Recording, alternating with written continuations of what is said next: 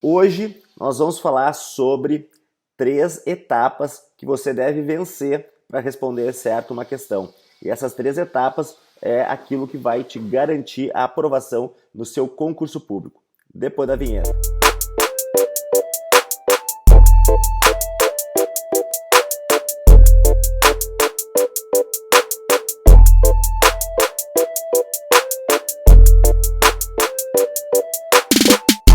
Tudo bom, pessoal? Aqui é o professor Odilon. Este é um canal voltado a aprender, como estudar, como ter um estudo de verdadeira alta performance, como levar esse estudo para o longo prazo. No vídeo de hoje nós vamos falar sobre as 3 etapas. Na verdade eu vou falar sobre 2 etapas, a terceira eu vou deixar para o próximo vídeo, que vai ser postado daqui 2 ou 3 dias, conforme a data aí que a gente for postar esse aqui de hoje. Quando eu me deparo com uma prova, com uma questão de prova, de concurso, de Enem, OAB, o que seja, quando eu me deparo com uma questão de prova, para eu acertar aquela questão, eu tenho que passar por 3 etapas cognitivas antes, 3 etapas do processo de pensamento para que eu resolva essa questão.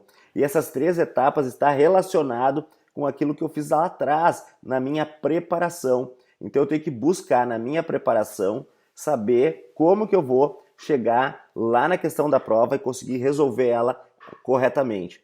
Quais são essas 3 etapas? A primeira etapa, eu tenho que, ao me deparar com aquela questão, eu ter aquele conhecimento internalizado, ou seja, eu tenho que ter estudado antes aquele conteúdo, eu tenho que saber aquilo que o examinador está pedindo, eu tenho que, em algum momento da minha vida, ter me deparado com esse assunto.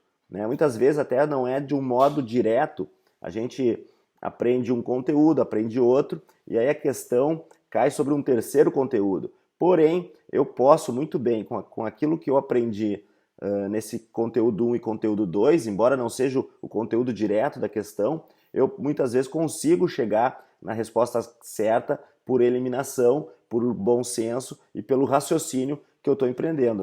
Então, por exemplo, se eu estou numa prova de direito, o raciocínio jurídico que eu vou ter pode me levar muitas vezes a resolver bem aquela questão. Eu saber o raciocínio que eu tenho que levar. O raciocínio do jurídico, do direito público, é bem diferente do raciocínio jurídico do direito privado.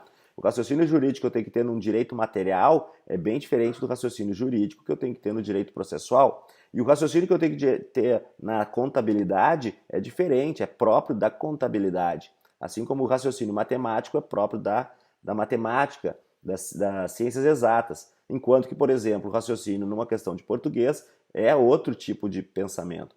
Então eu posso muitas vezes não ter estudado aquele conhecimento específico, mas eu sabendo qual prova eu estou fazendo, eu vou conseguir chegar indiretamente na questão, por eliminação ou pelo bom senso. Então é importante que eu estude e que quando eu for estudar, eu saiba o que está por trás daquele estudo que eu estou fazendo.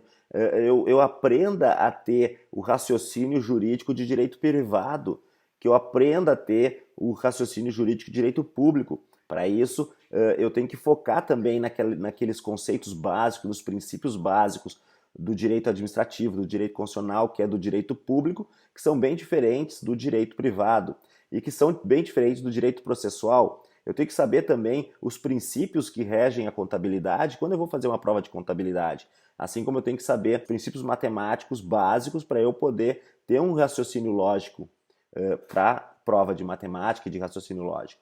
Então é importante que eu não deixe de lado os princípios, aquela matéria básica, Tem até agora me lembrei a frase do Michael Jordan, que ele diz que quanto mais ele se concentra no básico, mais os resultados aparecem. Então é importante que a gente se concentre nesse básico também, nos princípios básicos que norteiam cada matéria que a gente vai fazer no concurso. E eu tenho que ter estudado essa matéria. Essa é a primeira etapa. A primeira etapa, então, é estudar, fazer um estudo bom, um bom estudo antes. E aí nós temos várias dicas para que esse estudo seja um estudo que possa ir para o longo prazo. Tem vários vídeos sobre isso, não vou me debruçar muito sobre isso. A gente trabalha muito isso quando a gente fala do ciclo do estudo. Então, se você quiser, procure aí outros vídeos que a gente fala sobre o estudo propriamente dito. Essa é a primeira etapa. A segunda etapa é que muitas vezes eu posso ter estudado a matéria, e isso acontece muito, a gente estuda determinada matéria, a gente sabe aquele conteúdo, mas chega na hora da prova, a gente não acessa o conteúdo. Então é muito importante, além de eu ter estudado, que eu consiga acessar o conteúdo. E como é que eu vou acessar esse conteúdo? Eu tenho que ter feito revisões. Só as revisões vão me permitir que eu consiga acessar esse conteúdo na hora da prova. Né? Pode ser que você tenha estudado já, né? Imagine uma matéria que você não vê há anos e que você estudou, uma matéria de biologia, daqui a pouco do segundo grau, ou de história do segundo grau.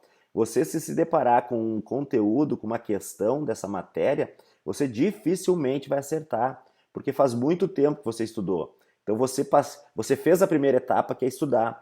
De repente você fez um bom estudo lá na época do seu segundo ano, primeiro ano, onde você viu aquela matéria, de repente você foi muito bem na prova, de repente você fez um estudo muito bom, porém hoje não está mais acessível, não está mais acessível. Aí o que acontece? Você se depara com a prova e você erra a questão. E aí o que acontece? Quando você vai corrigir essa prova, quando você vai pegar qualquer livrinho lá que trate sobre aquele conteúdo, você vai fazer uma pequena leitura daquilo e vai vir à tona novamente aquela matéria acaba vindo novamente à tona, e você, se por exemplo tivesse revisado isso antes da prova, com toda certeza acertaria. Então, a primeira etapa é o estudo, a segunda etapa é fazer boas revisões, e essa revisão vai permitir o quê? Que eu acesse esse conteúdo. Porém, isso não é o suficiente. Pode ser que muitas vezes a gente até acessa o conteúdo, mas a gente vai demorando tanto tempo para acessar cada conteúdo da prova que chega no final a gente acaba não tendo tempo de fazer a prova toda. Porque uma prova de concurso é uma prova que você tem que ter respostas prontas, tem que ir lá fazer a prova rapidinho. Se você tem dos 120 questões para fazer e você tem mais ou menos 2 horas de prova, você vai ter que fazer 1 minuto cada questão, né? Normalmente é 3 horas de prova, 4 horas para 120 questões, ou seja, você não tem muito mais que 2 minutos para cada questão. E nesse tempo tá a paradinha para tomar um golinho d'água, a paradinha para ir para o banheiro eventualmente, a paradinha para escrever, para passar o gabarito. Né? Então você tem que ter um raciocínio rápido, fazer questões de pronto, leu, respondeu. E para isso você tem que acessar rapidamente o conteúdo. Porque mesmo que eu tenha estudado, mesmo que eu tenha feito, né, eu estudei, passei pela primeira etapa, eu revisei, então eu passei pela segunda etapa e aí eu acesso aquele conteúdo. Só que eu tenho que dar uma paradinha, tenho que pensar, tenho que ficar raciocinando, e aí até chegar àquela questão, passou muito tempo e eu não tenho tempo para fazer a prova inteira.